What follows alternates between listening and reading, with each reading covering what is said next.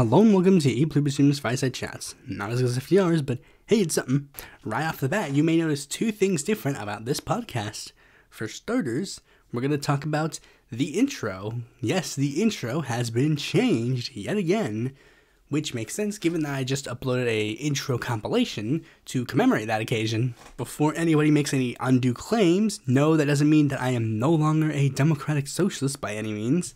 But the point of the intro in and of itself is sort of to define my politics in very vague, broad terms. And I'm at the point where I really can't necessarily just hardline myself into one specific socialist sect of ideology. You may notice, I talk about it all the time, how I don't necessarily fit in one specific faction of left-wing ideology. I adhere to a lot of them. That's the whole point of it. You're supposed to take a lot of them and have it broadly push for your own ideas. You take the best of all of them, and you can basically just give me any label and I wouldn't really bat an eye. Call me a socialist or a social democrat or whatever. It doesn't really matter what you call me, but because I know what I am, which is again why I adhere to a lot of different ideologies, because I think a lot of them have really good ideas. And I admire certain historical figures for said ideologies and whatever, but I'm broad enough that I can take a lot of them. I admire things like socialism of the 21st century, left-wing populism, democratic socialism, obviously, Cardenismo, all that stuff. And even though some stuff that's harder left, like neo-zapatismo or libertarian socialism, I'm the intro literally says the basics of my ideologies: leftist, socialist, progressive, independent. And the second thing is the logo that is showing on the screen as I am speaking.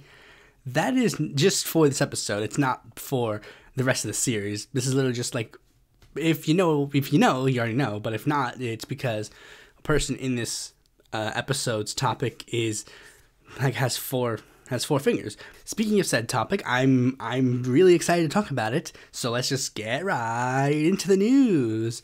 First, we're going to talk about the least political news, Mob Psycho 100. For those who don't know what Mob Psycho 100 is, it's probably one of my favorite anime shows of all time, with the exception of something like Violet Evergarden.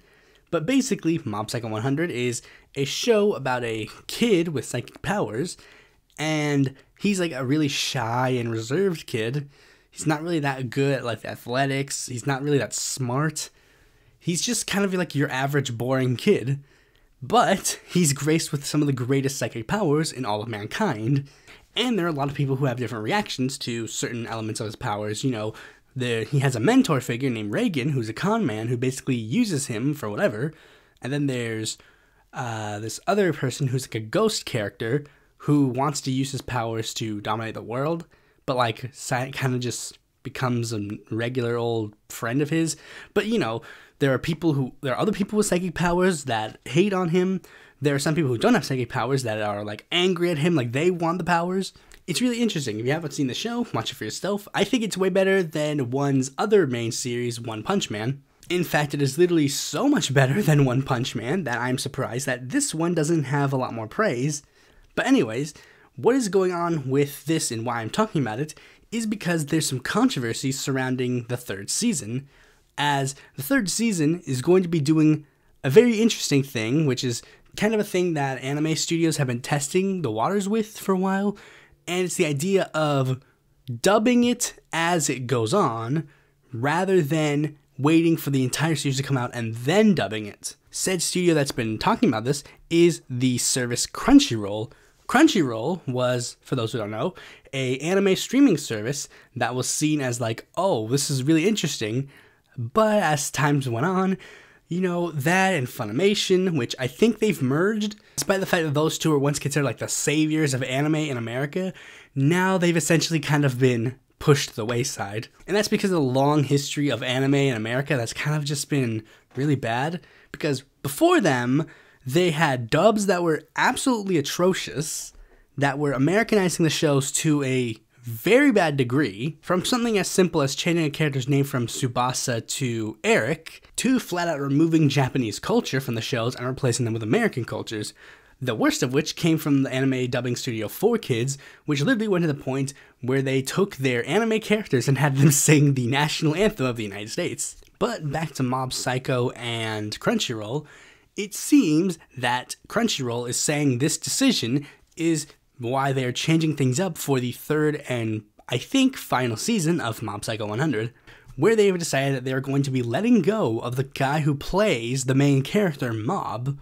And coincidentally, this is all going down right when he and Crunchyroll were going to be renegotiating their union contract.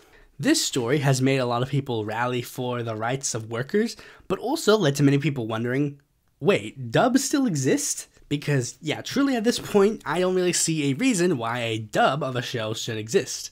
We should really just be watching subbed versions of every single show or movie that isn't American. Honestly, it just makes the most sense. But back to the former, of course, many people are seeing this as like a rally for workers and stuff, but then many people, well, this is an ironic thing, many people have been trying to rally so hard to get them to like, don't watch the dub, unsubscribe from Crunchyroll, and just watch the sub, and it's like, yeah, but in Japan, their union and their labor is way worse. Like, anime creators in Japan, they are treated way worse over there. There was this really good video about it. I don't remember what it was called. I might link it if I can find it. But it's supposed to be like them talking about how one of the earliest anime creators, the guy who made Astro Boy, he literally ruined how anime studios worked. Because he was one of the earliest creators of anime.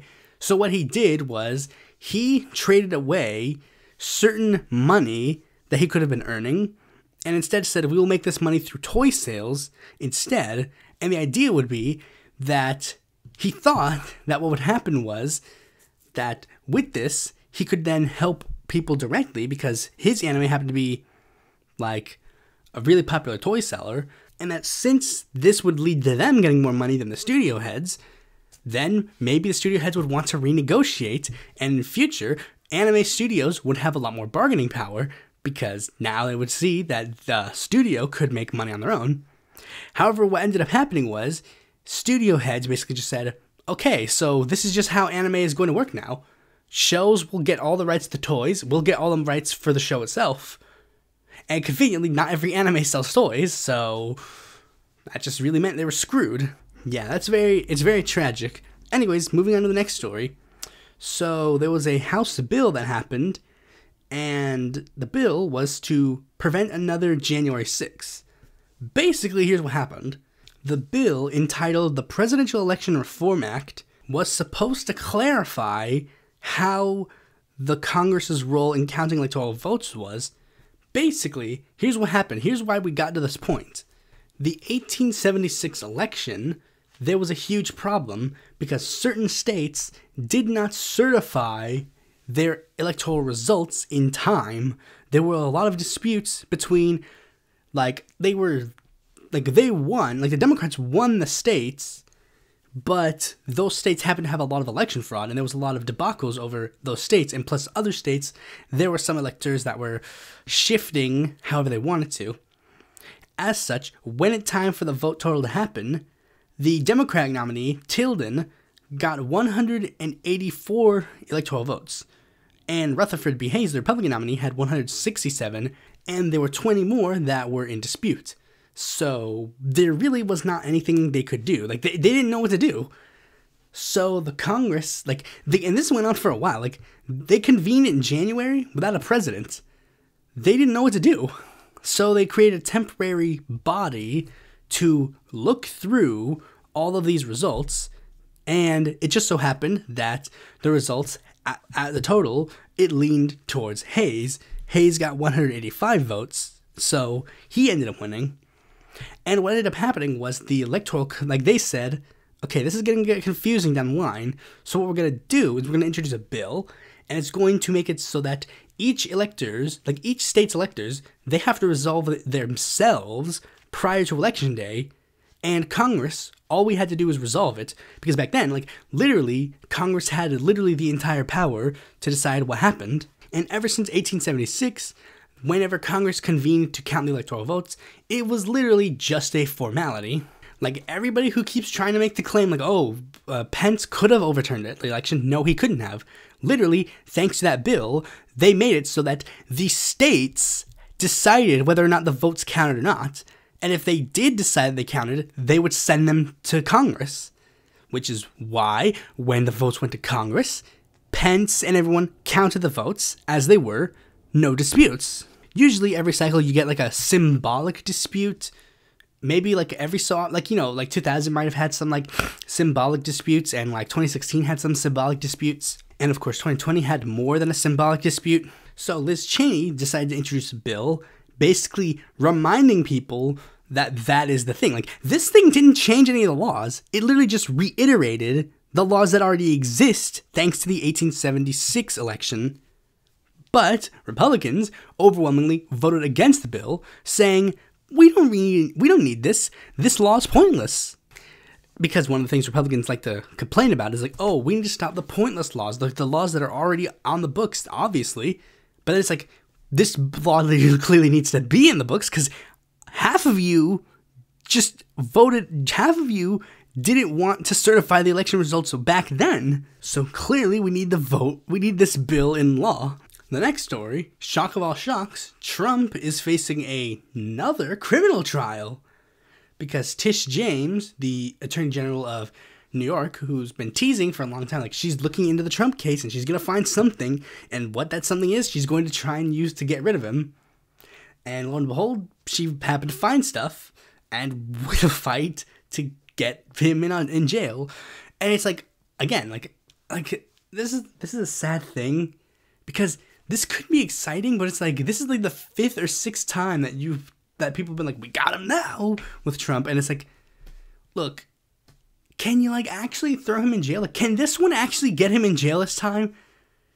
Because like with the Mueller report, it's like, we got him now. It's like, you didn't. With January 6th, you got him now. You didn't. This freaking nuclear, he literally had fucking nuclear weapons, classified information.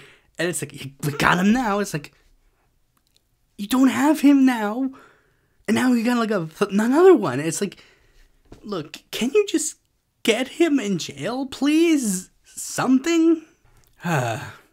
Anyways, the last news story is coming from the House GOP. They've released something called the Commitment to America platform, like literally on the cusp of the elections. Basically, like, this is their last-ditch effort to try and solidify a potential House victory. Except one weird thing that happened was that it was released for a little bit and then it was deleted, but now it's been re-released. It seems like there was just an error in that they accidentally released it earlier than they were supposed to. It's basically standard conservative drivel, you know, like, oh, we're going to fight back against corruption. We're going to fight for tax cuts. But one thing that was interesting is that many people noticed that there was like something about Social Security, like we're going to save Social Security and Medicare, but that also comes in with the idea of like, oh, that what Republicans say saving these things is obviously privatizing them. I also think McCarthy's kind of desperate because, as it's been shown, like he's been, like with this one especially, he's been trying desperately hard to try and relate this to the Contract of America, but the thing was, the Contract of America didn't pan out because the conservatives didn't follow the Contract of America. So many people are like, obviously putting it like, oh, like the Contract for America and whatever the Tea Party said, now they're doing another one, and it's like, this is just another gonna come and go. But anyways, forget all that unimportant stuff. Now it's time to finally talk about the main topic of this video. The whole reason that I was covering foreign elections to begin with. The first foreign election I covered was actually the 2018 Brazilian election. Well, technically it was the Mexican presidential election, but the one that I dedicated a full podcast to talking about was the 2018 Brazilian election. You know, the one that gave us you-know-who to begin with. Except that was kind of dumb because I literally made it so that that podcast would come out literally the day after the election results would happen. It was kind of foolish of me, but now I'm smart. This is going to come out exactly 1 week before the election. It's very exciting. I've been looking over this election for a while now, and I've been so abreast that I looked through everything. This will probably be one of the longest ones just because I went over a lot of stuff. Because here's the thing, in order to understand truly why this election is so important, we need to go way back. We need to go back to the First Republic of Brazil. Bear with me. And like when I say First Republic of Brazil, like this is way back. Again, bear with me. This is going to require a lot of context. If this episode isn't divided up in parts in this section, you got a lot to look at. But anyways, the First Republic of Brazil was mostly dominated by something called coffee and milk politics. What that meant was certain states controlled certain industries, Sao Paulo and Minas Gerais. Those two states controlled coffee and milk production in Brazil, respectively.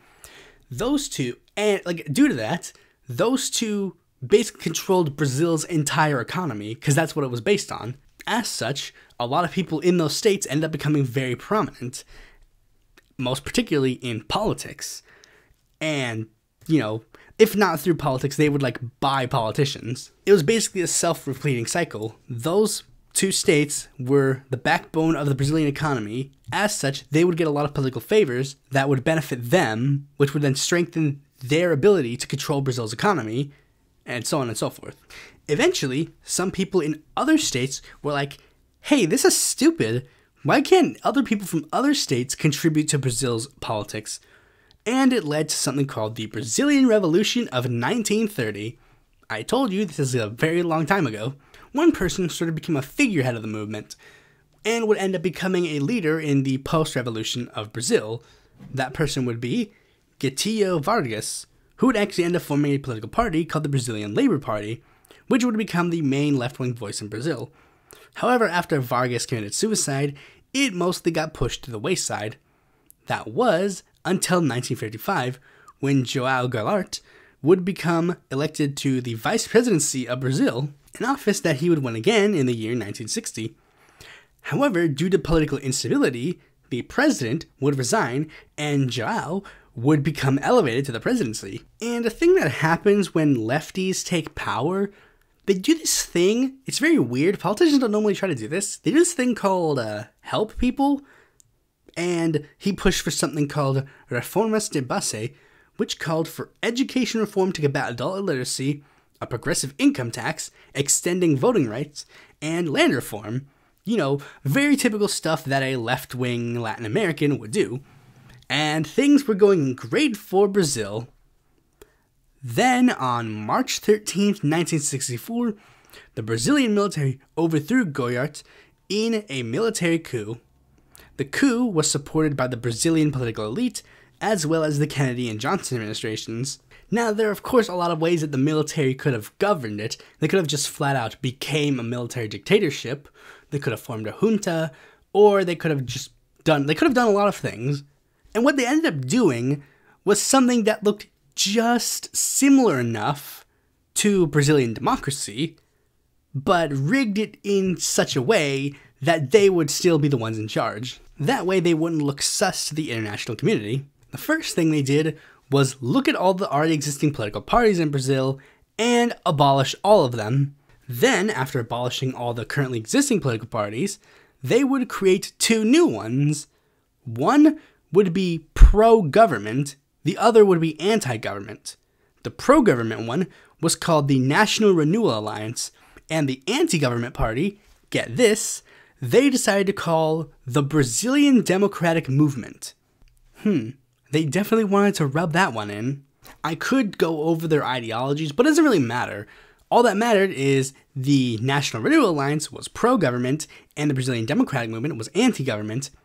And as such, the latter party ended up sort of becoming a bit of a big tent party. Like, literally anybody who was anti-government, ranging from a center-right conservative to a leftist, would probably be supportive of the party. Though the latter one might get a little bit of a political persecution, for reasons. You see, technically, it's not a dictatorship, because there is an opposition party. But it also happened that the way that the Brazilian president, the leader of the country, would be chosen would be through Congress. And conveniently, Congress was always controlled by the National Renewal Alliance. because they were the ones with the money and the institutional power. And occasionally the National Renewal Alliance might do a little, and all of a sudden, oopsie, the opposition candidate was jailed for corruption. Oh, that's weird. Oh, what's that? We managed to win 100% of the votes? That's really interesting. Wow, that's crazy. I guess the people just really like the government. And as such, any people in the Brazilian democratic movement that actually wanted to get rid of the National Renewal Alliance was basically pushed down, like, they're basically bogged down too much that they just felt like they were useless. And they didn't even bother actually doing a good job opposing the military dictatorship. Like, throughout the rest of the 60s, they just didn't do anything. But then, in the 70s, the party sort of had this weird invigoration. Like, as the years went on, maybe the military dictatorship might get a little too comfortable, and then eventually they could strike. So they started taking themselves a lot more seriously as an opposition party, and as such, membership of the party started to grow. In fact, they started growing so much so that the military dictatorship started to get scared, to the point where one day they decided, you know what, guys? These two parties, they're kind of boring. Do you guys want more political parties? You know what? Let's give them some more political parties. And decided that now Brazil was a multi-party system again. The idea was that they thought that due to this, the Brazilian democratic movement, all of the factions within them would split off and form their own political parties, and they would lead to perpetual infighting that meant that they could never take control. What ended up happening is, now that they gave Brazilians more options, they flocked to said options to get rid of the military dictatorship.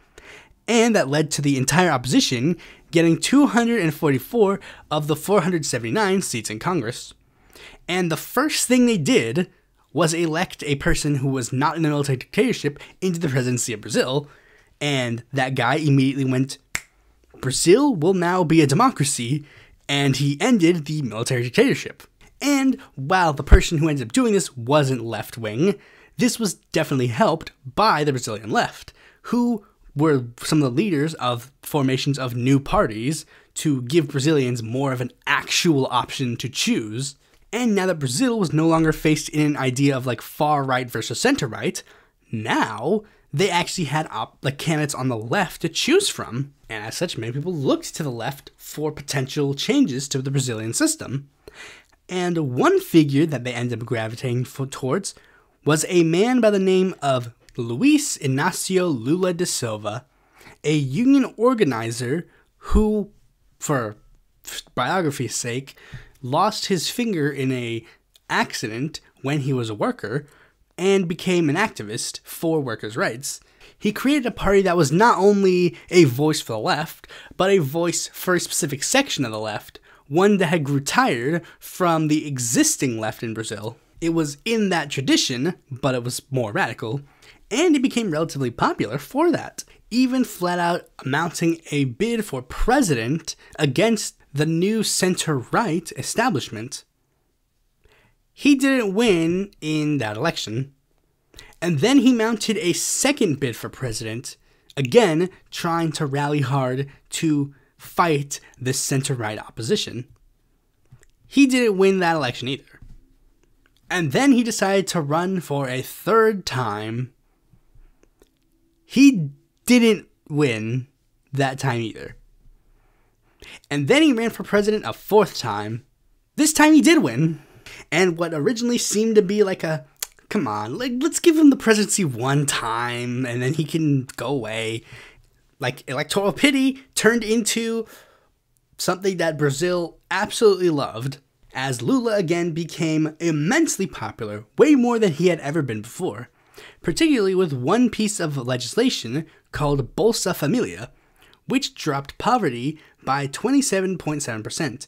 That wasn't his only piece of legislation, but that was basically the thing that many people, like, when they think Lula, that's what they think of. You know, like Obama and Obamacare, LBJ and Medicare, FDR and the New Deal. You know, that is like what they see, like when they think Lula, that is what they think of. And when I say Lula was popular, I'm not just talking about in Brazil. Lula became an international figure to the point where when he left office as, quote, the most popular politician on earth. And his political party ended up becoming one of the largest left-wing parties in Latin America. Not just in Brazil, again, in Latin America. The only exception is PSUV, which is from Venezuela, which is kind of a de facto one-party state, let's be real. He was so popular that they elected his successor of his party, Dilma Rousseff, with no questions asked. However, Dilma had a problem. She was not Lula, and no one else would be Lula. And that is, sadly, that is where the problems arose. She was not Lula, and something happened during her administration, which made people very much notice that she is not Lula.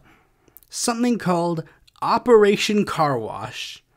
Operation Car Wash was an investigation into money laundering that ended up having ties to literally every Latin American government at the time period. And it just so happened that some of the connections went to the state-run petroleum company Petrobras, which was currently being run by President Dilma Rousseff. And the Brazilian right saw a very prime opportunity. This was a once-in-a-lifetime opportunity that they were never going to pass up again. They immediately rushed to impeach Dilma Rousseff, which they succeeded in doing, and started jailing many prominent members of her party because of their connections to this Operation Car Wash. Coincidentally, all of this went down during the 2018 Brazilian presidential election. And again, since this literally attacked basically every single Latin American country at the time period, anyone that was holding an election cycle at the time period basically was kind of screwed. Take again, Mexico for an example. The PRI had their hands covered in blood, and what happened? AMLO was elected, and it seemed that if Rousseff's party didn't get their crap together, the same thing would happen to them. However, their party's reputation was incredibly tarnished. They really had no option left. With one glaring exception. Lula. His problem with elections was not a thing anymore. Lula was, after he won, people wanted him to keep winning. He was just that popular. But, Lula was president before Rousseff, so it just so happens that his hands were covered in the dirt as well. But it seemed that his charges were going to be severely worse than anybody else indicted on this. He would not only be sentenced to go to jail, but he would also be forbidden from running in any future election. While Lula attempted to do a Eugene Debs and run from prison, he inevitably decided that it would probably be best if someone else ran instead. The person he ended up choosing, Fernando Haddad, who was his running mate, again, had one problem. He was not Lula. And, literally, Lula was the only person within his party that could have avoided any possible repercussions from this. And now he was in jail.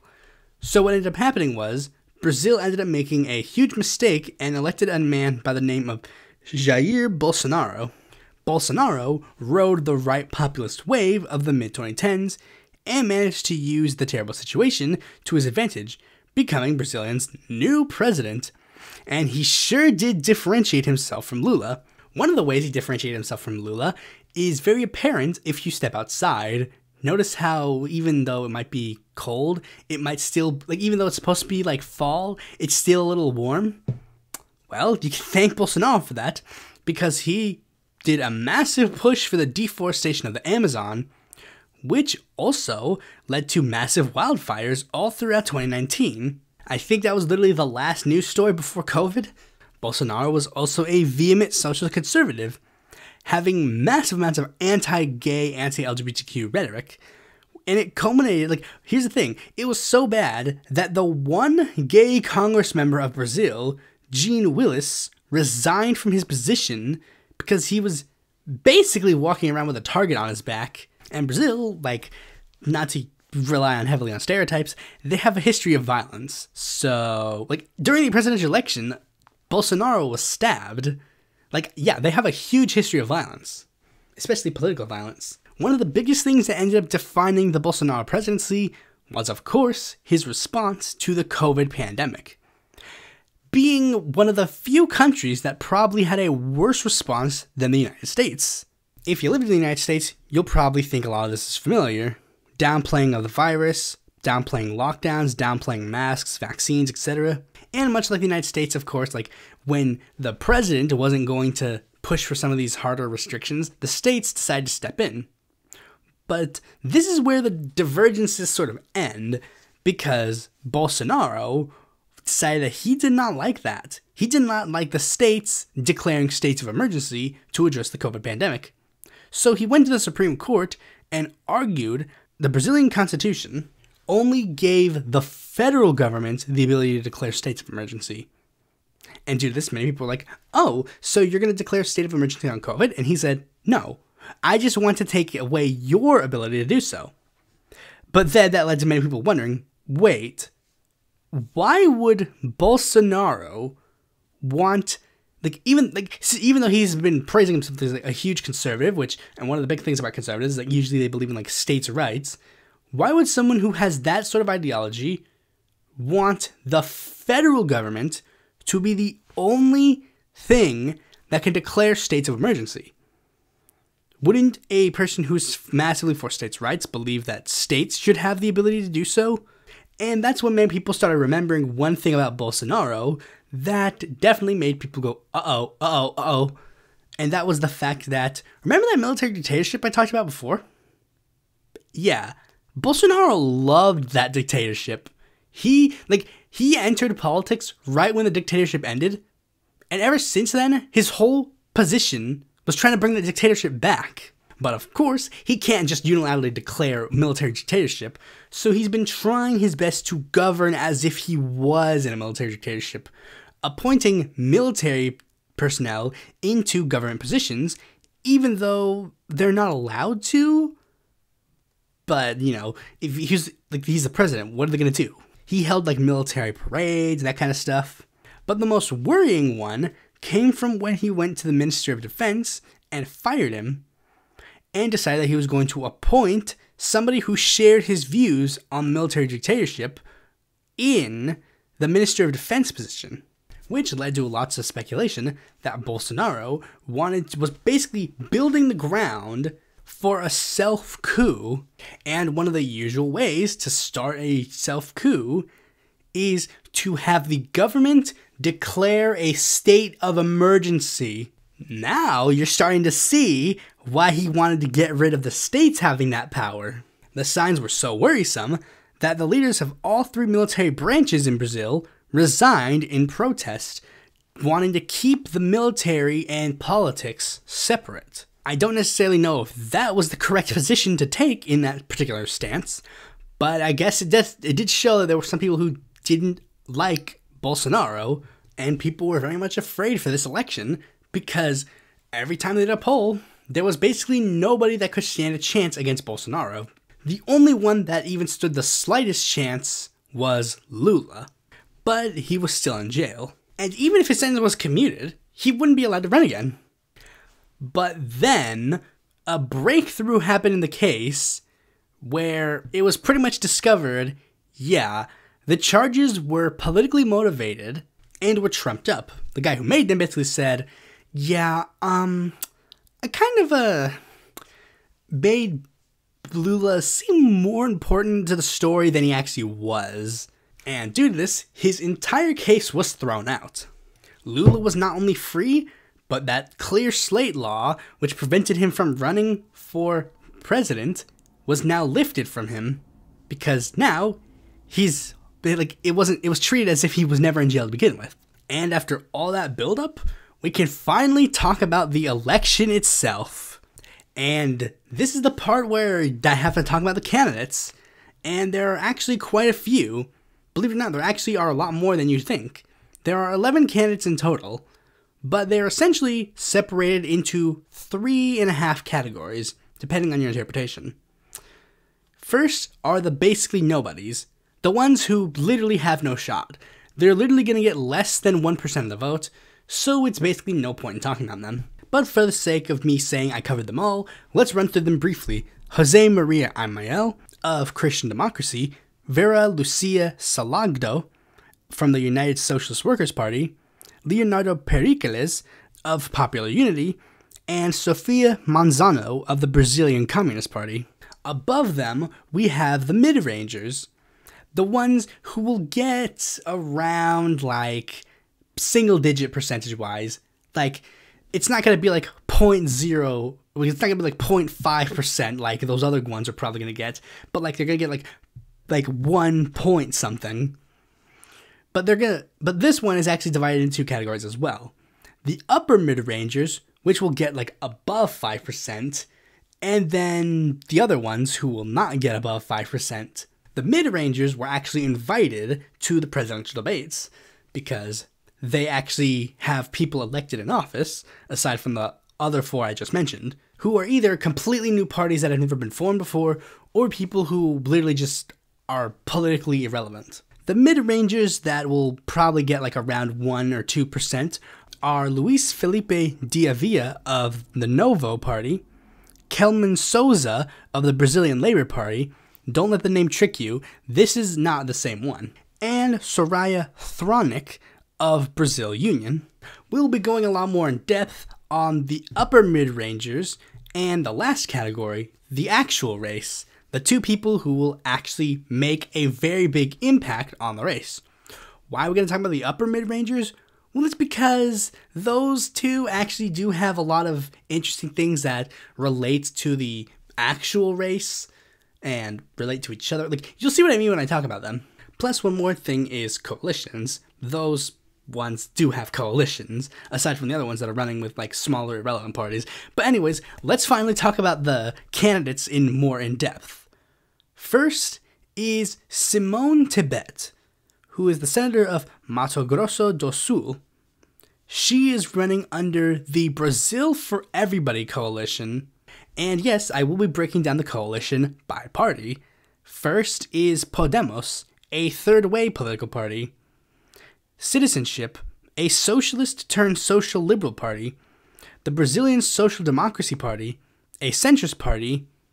But her biggest political party is the Brazilian Democratic Movement, a party which I said was a vaguely center-right party that used to be the opposition party of Brazil, but now just generally just sits there.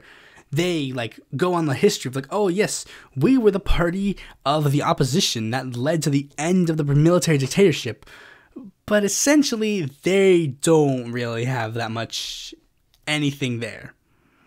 Her running mate is Mara Gabrilli, a quadriplegic senator of the Brazilian Social Democratic Party. Simone Tebet, when I say the upper mid-tier, let me give you some, this is the only reason, one of the reasons I'm mentioning her is just so I can give you a very big grasp of, what I mean by upper mid-tier. Simone Tebet is not polling that high. She's literally, when I say a polling above 5%, usually it is just 5%. But here's the thing. Here's why she's important. Not only because of the coalition, but due to the fact that that coalition and her are basically supposed to represent Brazil's center-right in this election. And this is kind of where you're starting to see, the Brazilian center-right is basically peaking at 5%. She's basically running as one of her big things is that she's running as the anti-Bolsonaro right-winger. She's trying to basically position herself as a pragmatic centrist in a race that she perceives as this is a huge polarizing race. And we'll talk a little bit more about that when I talk about the next candidate. That candidate being Ciro Gomes, a politician for the state of Ceará and a 3-time presidential candidate. He is running under the Democratic Labor Party. Yes, he's actually not running with a coalition, but he's still upper mid-range. That's very interesting. The Democratic Labor Party is a center-left social democratic party founded by a guy by the name of Leonel Brizola. The idea was to bring leftism back to Brazil after the 1964 coup. This was the first party to try and be we're going to bring back left-wing movements from after the 1964 coup. The ideology that the party Brizola, he defines his ideology as something called Socialismo Moreno, or tanned socialism, which is a form of socialism that is supposed to be non-Marxist, explicitly Christian, and explicitly Brazilian. And they wanted to be the main left-wing party of Brazil. And they thought being like center-left and not like super Marxist or whatever would lead to them becoming Brazil's largest left-wing party. That, of course, did not pan out, as another party, led by another person, ended up taking that momentum that they would have originally gotten. So they've basically become really petty against him. And due to this, the PDT has kind of had a really hard time trying to find a political base. They can't really say like we're the true left-wing party of Brazil because the other party kind of beat them to it. And they range from like being a principled center-left opposition to you-know-who to basically trying to appeal to the center-right. And Ciro is kind of not an exception. This is his 7th party that he has been a part of, and most of the parties were center-left ideologically when he was in them. But again, there's sort of this weird divide where even though Ciro and this party claim to be like super left-wing, they always happen to be running against, I guess I should just say his name, Lula. Like, Lula has participated in 6 elections, or 7, like, it depends on your definition. Like, he participated in the 1989 election, 1994, 1998, 2002, 2018, and of course now, 2022. Even though PDT claims to be like the super left-wing party, how many times did they support Lula? They supported him once, in 1998. First 2 elections, they ran a guy by the name of Leonel Brizola. Then in 1998, they ran, like, Leonel decided that he was going to be Lula's running mate, and they were going to form a coalition. Then in 2002, Ciro Gomes ran for the presidency. Because originally it seems very principally, like, he seemed very principled, the guy who wanted to do it. He said, like, oh, the reason why I'm running against Lula is because I believe Lula is basically a bygone era at this point. He's run a lot of elections before, and considering the last election, he lost, like, not even in the second round, he lost in the first round. Maybe it's best for the Brazilian left to move past Lula. Something that seems well-intentioned at first, but then again, it's like, then in 2018, when Lula was gearing up for another run, Gomes was already running, and it's like, I don't know, seems a bit weird. Like, it seems weird that he always seems to be running, that Ciro, or the party, ends up keeps running against Lula. Like, running against other people, that would be one thing. Like, if they were, like supported Lula and they were, like, weary of Rousseff, then maybe. But no, the PDT even went on board to say that they supported, like, Rousseff. And the PDT, they actually ran a guy against Lula when he was president in 2006. Again, really weird that they keep running against Lula, even though they're claiming, like, we are the party of the Brazilian left. Though I guess I will have to concede one thing about Ciro Gomes. In his 2018 run, he was actually the person that they should have backed. Like, after Lula was forbidden from running, many people in the Brazilian left basically said, yeah, we probably should have backed Ciro Gomes, because they did polls, and the polls said that the only 2 people that could have beaten Bolsonaro were Ciro and Lula. Lula, because he could avoid his party's bad reputation, because he was immensely popular. Ciro could do it because he was not in that party. But another thing that has sort of made people weary about this election cycle, especially, is that, again, due to the fact that many people see this election as, like, very polarizing, Ciro has also tried to position himself as more of, like, a centrist guy, even to the point where he proposed an electoral alliance between him and Simone Tebet. Now, they would run, like, a unity ticket where, like, I'm center-left, she's center-right, and we can unite together to bring our country together, divide from this polarization. But as you can see, that didn't end up panning out. One more fun fact I should mention that has made people a little bit, like, weary. Gomes has either been rightfully or wrongfully called Greenwald's candidate. Let me explain. You see, Glenn Greenwald is, of course, married to, like, he lives in Brazil, and he's married to a guy who is currently in the Brazilian Congress. This guy, David Miranda, took over the position that Gene Willis used to have. And he used to be a member of a party called PSOL, and we'll get to them in a minute, but he then left and joined the PDT and enthusiastically endorsed Ciro Gomez, saying that Gomez was the left-wing party best positioned to overcome the current polarization. Again, going on this idea like, oh, we need to run to the center to try and stop the polarization. Now, Greenwald himself hasn't necessarily backed Gomez, but we do know that he is friendly towards Ciro Gomez, so there is a chance that he's like backing him privately. We don't really know, and that doesn't necessarily matter. What matters is just Gomez's positions, and we're going to get back to that by just briefly mentioning his running mate, Ana Paula Matos, the vice mayor of Salvador. Gomez is very similar to Tibet in the sense that he's polling decently well, but he's still not really up there.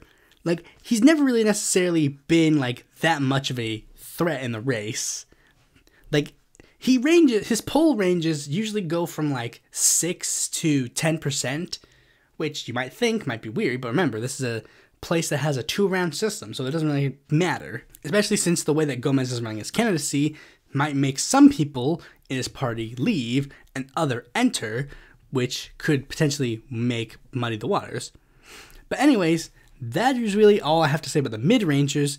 Now, of course, the race itself, like the big boys in the race, the actual people that could have a chance of winning the Brazilian presidency. I guess we should start off with Jair Bolsonaro, the incumbent president of Brazil. He is running under the coalition called For the Good of Brazil. The Good of Brazil coalition, here are the members of it. The main party that he's running under is called the Liberal Party. Don't let the name fool you, it's a right-wing populist party. Then Republicans, a party used as a vehicle for a neo-charismatic religious movement, basically a Christian fundamentalist party. The Social Christian Party, a Christian conservative party. Progressistas, a conservative liberal party. Patriota, a Christian party that wants to turn Brazil into a theocracy. And the Brazilian Labor Renewal Party, that is giving their informal support to the coalition, a right-wing populist party that has ties to neo-Nazis. And to make you even more weary about the idea of a military dictatorship, his running mate is General and former Minister of Defense, Walter Souza Braga Neto, the one that I assume is the one that he was pushing to put in. And with that, we have reached the main man himself, Lula da Silva, the former president of Brazil. He is running under the Let's Go Together for Brazil coalition. The members of the coalition are quite a lot, and some who are informal support. We'll get to it when we go through them. First is the one that he's running under, the one that's been his mainstay for a long time, the one that made the PDT go from center-left to basically center, the Workers' Party, the dominant left-wing party of Brazil. It adheres to the ideology of Lulism. What is Lulism? Well, it's basically what Lula wants, and it's basically democratic socialism, social democracy, 21st century socialism, left populist, progressive, like basically any reformist left ideology. But if you thought Bolsonaro's tent was big, oh boy, wait till I tell you a little bit about Lula's tent. And yes, you can take that as a double entendre. First, we have the Communist Party of Brazil. Not to be confused with the Brazilian Communist Party, which is running a candidate against Lula. This is the Communist Party of Brazil. This is the one that actually does have viable candidates that do manage to get some people elected. They're usually people who back the Workers' Party candidate. Then there's the Green Party, which is a Green Progressive Party. The Brazilian Socialist Party, which is a Democratic Socialist Party. The Socialism and Liberty Party, or PSOL, which is basically a lefty college kid party, like an activist party. The people who like claim to be further to the left, usually just because they're like college kids. They've run against Lula before in the past, but again, since they're backing him now, it seems like they're doing it a lot more principled. There's the Sustainability Network, which is a progressive party. Solidarity, a party of dissidents from PDT. Avante, a centrist populist party. Agir, a Christian democratic party.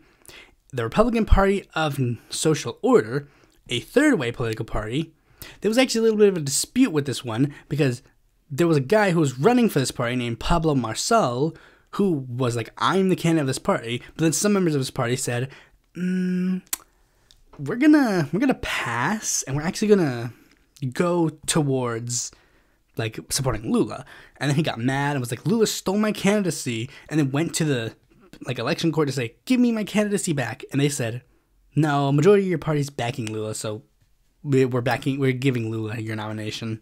And lastly, we have the Workers' Cause Party, which is giving their informal support to Lula. It's a small Trotskyist party, which has some controversies, as they supported Osama bin Laden and the Taliban. But again, formal support, so if you're worried, don't necessarily worry.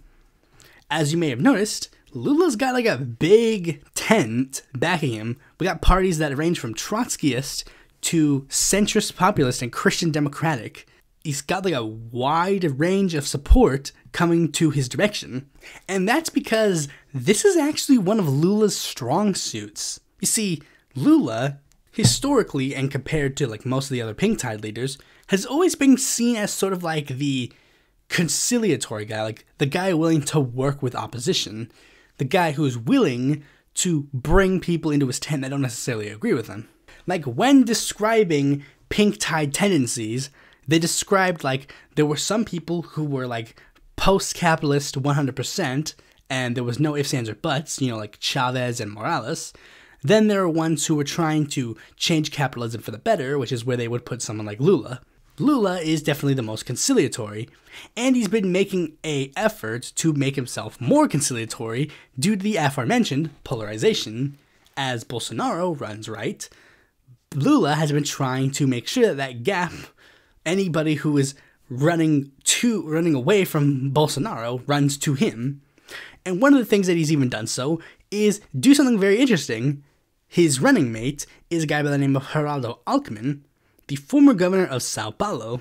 But one thing he's also known for is being somebody who ran against Lula when he was running for re-election. That was literally inconceivable, the idea that Lula would run with Alckmin. Like, he was running against Alckmin, like, oh, Alckmin is like this, like, centrist, center-right loser, and now he's having him as his running mate. That is showing how drastic things are getting for Brazil. Don't worry, like, he had Alckmin, like, change his position, so now that he's in a left-wing party, the Brazilian Socialist Party, but, like, definitely that this is an interesting development. Speaking of developments, let's talk about some developments in the campaign. On June 9th, there was a meeting that happened during the Summit of Americas, and it happened between Biden and Bolsonaro. And during this meeting, Bolsonaro kept bringing up that the economic relationships between Brazil and America ever since the Trump administration have been really good on both sides' accounts, for the investors and the rich. And he said to Biden, a Lula administration would be very bad for U.S. business. So I think maybe it would be best for you guys to, make sure that I'm the president when the election happens. And Biden flat out ignored Bolsonaro and then flat out told him, like, we support democracy and we, are going to stand by Brazilian democracy, effectively telling him, you're on your own. Which is very much in line with the fact that the Biden administration has objectively been changing the U.S.'s stances in regards to Latin America. Like, just, the tankies won't believe me, but it's very objectively true. Biden has been using his powers as the U.S. executive to push for better relationships with the socialist Latin American regions, and not necessarily that, harmful. Yes, you get the ones that are grandfathered in as the bad guys, Cuba, Venezuela, and Nicaragua, but newer ones, ones that, are not grandfathered in as, the bad guys, like Boric in Chile and Petro in Colombia and Xiomara in Honduras and AMLO in Mexico, they're united with them and standing with them. Now, of course, some people will say, that's proof that these guys are bad. And it's but you guys don't think that way about, any of the Latin American countries teaming up with Putin. Is like, no, because that's a long-standing history. Like, they need to form a pact with an economic superpower in order to stay relevant. It's like, yeah, and what do you think that the other guys are doing? That's why you're getting Latin American countries that are literally proposing ideas of, like, forming trade with the U.S., Russia, and China. They want, like, they're like what I don't want, like, them to run towards China or run towards Russia or run towards the United States. What I want is Latin America to get those three to come to them. And it looks like Latin American leaders are finally starting to pick up on that. Now we can get all three of them, and now that's what they're going to do. Plus, it was really stupid of Bolsonaro to say, can you guys, like, make it so that Lula is, like, rigged against? Because the Biden and Obama worked with Lula. Like, Lula, like, his term overlapped with Obama's term. Like, Lula left office in, like, 2010, I believe. So, like, literally, they overlapped.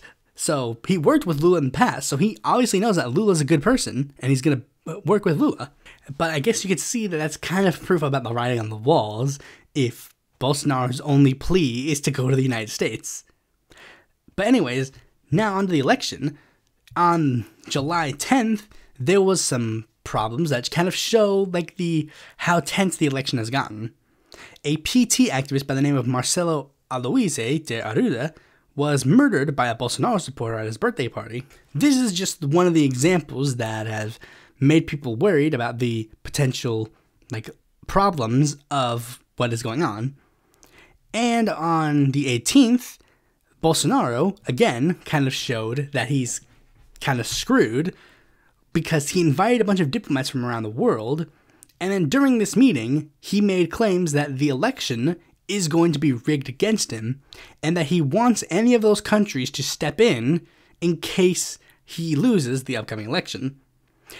And this is good and bad. Bad because we know that Bolsonaro is clearly gearing up for something, but good because we know that it seems like he knows that he's going to lose. He literally sees that he is not going to win, so he seems to this is his only option. Another campaign development was on the 17th of August, which, again, shows some very troubling signs. The Brazilian publication Metrópolis leaked messages between business owners in Brazil stating that they would rather see a military coup than Lula winning, each of them saying things that technically aren't illegal, but they really should be. One by Bada World Mall owner Jose Curi, stating that he would pay his employees hypothetically, I would want to pay my employees a bonus to vote for Bolsonaro. And Multiplan Mall owner Jose Isaac Perez apparently ordering the distribution of misinformation about the elections in his malls. Like, he would post, like, posters in his malls, like, saying, like, hey, the election might be rigged. The voting machines might be a bit interesting. You know, like, things that technically aren't illegal, but definitely should be illegal. And this leak was so drastic that it ended up leading to them and 6 other businessmen to have their homes raided on August 23rd and had, like, their information scrubbed for evidence that they might be planning something. And they're claiming, like, we're not planning anything, we're just stating our political opinions, and this is proof that there's political persecution against Bolsonaro supporters, because if a Lula supporter said any of this stuff, then they would be very much bad. People would support them, but since we're saying it, they're going against us. The evil leftists are trying to silence us. And it's like, oh, baloney. It, of course, again, shows, like, the fact that this election is getting so tense that this is a very real, very obvious, this is a very real news story that has happened. And we're going to see that there's, like, definitely some Bolsonaro supporters are going to believe this. We're going to believe that this is a political persecution. This doesn't have any problems. Or they actually, like, don't care that this is a problem. And one of the most recent campaign developments happened on the 19th of September. And this is actually like a good one. Like, this is one that you'll actually like to hear. Well, then it'll turn into one that you don't like to hear. But it does start off like something that's really nice to hear. 7 former presidential nominees announced their support for Lula. And it's like, cool. Who are the people who, like, announced that they were going to be supporting Lula? First is Fernando Haddad of PT, very much a no-brainer. Then there's Guilherme Boulos of PSOL. Guilherme was actually very interesting because he ran against Lula in the 2018 election. Well, like, okay, but he didn't run against Lula because Lula didn't end up getting to run, but like he was definitely gearing up for a run against Lula. But he also has positioned himself as sort of like a part of like the Lula alliance.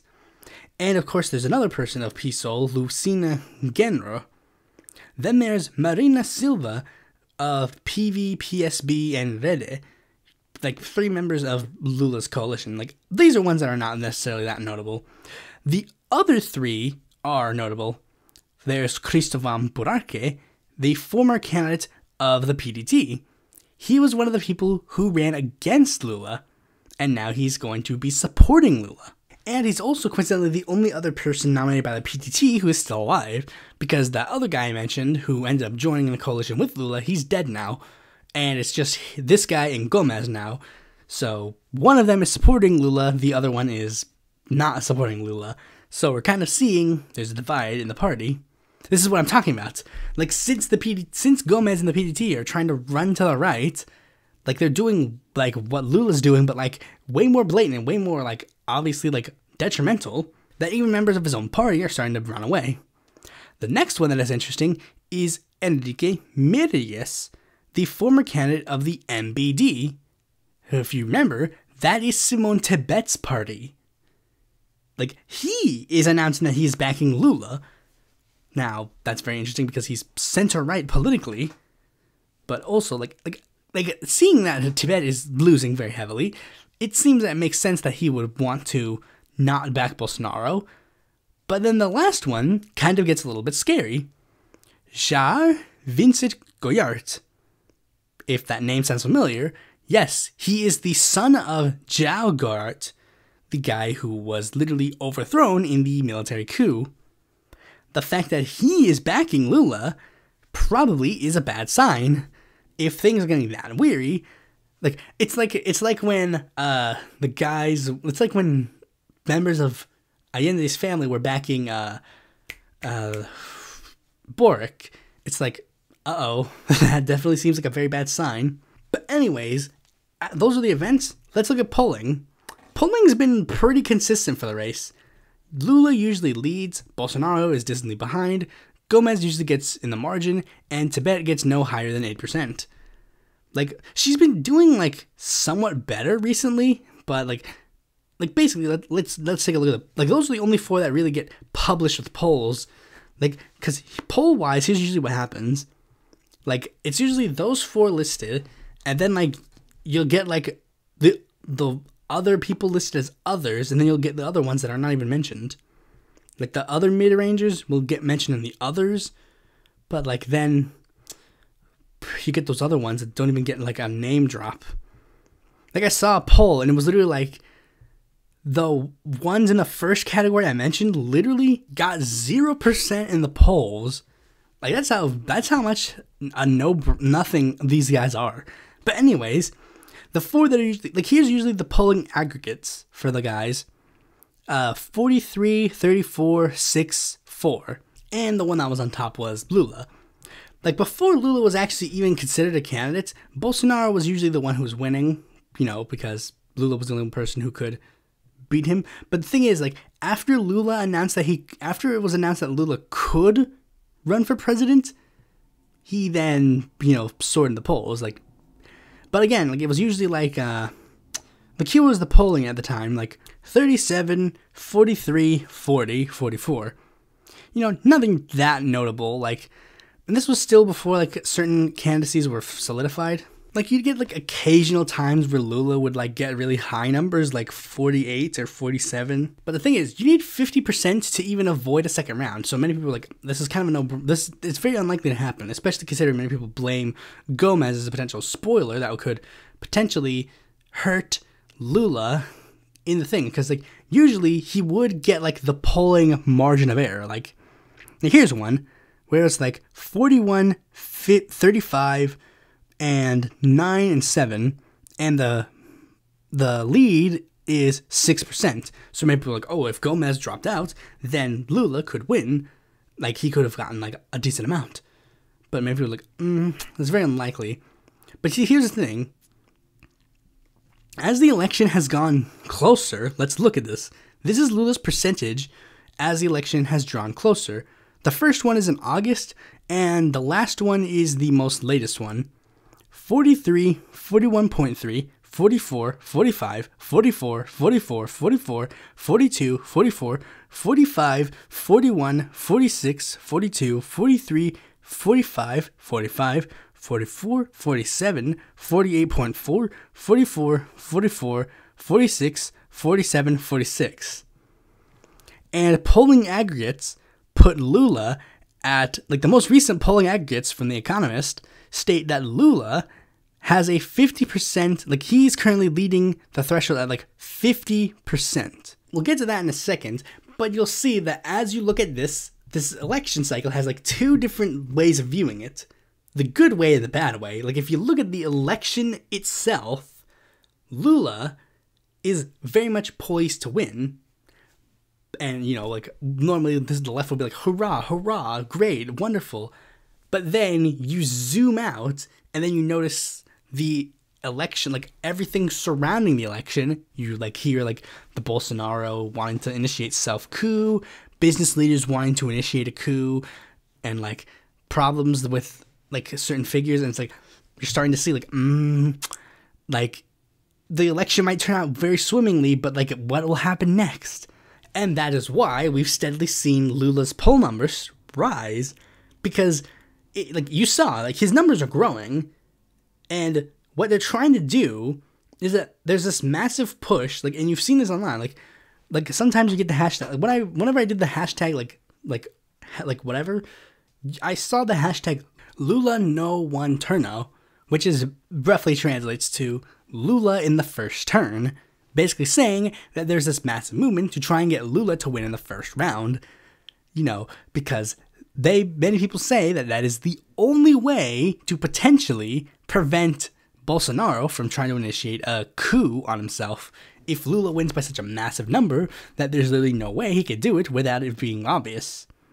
However, many people might also say that could also be a scenario where he definitely seems to think sussiness or pretends to see sussiness and then initiates a self-coup.